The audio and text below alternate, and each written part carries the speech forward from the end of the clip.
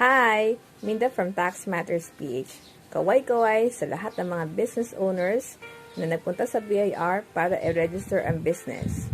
Now, kababayan ko, kung natanggap mo ang iyong Form 2303 o yung tinatawag na Certificate of Registration or mostly commonly called siya ng COR, alam mo ba kung paano yan basahin?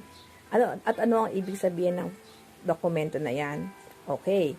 Diyan nakasaad kung ano-ano ang mga tax forms na dapat mong i-file at saka kung kailan ang deadline.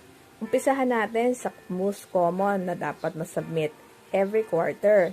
Ito yung Form 2551Q o Percentage Tax. Nakita mo ba yon? Now, kung hindi pa, kunin mo ang yung 2303 at tingnan mo kung meron ka ng sinasabi ko. Ang pangalawa, yung income tax form. Ito yung 1701Q at meron din 1701A. Ito rin ay may kaukulan deadline.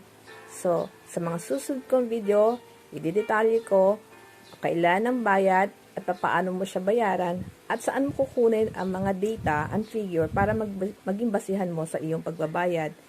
See you in my next video and I suggest you subscribe sa aking FB page, Tax Matters PH, for more tax updates.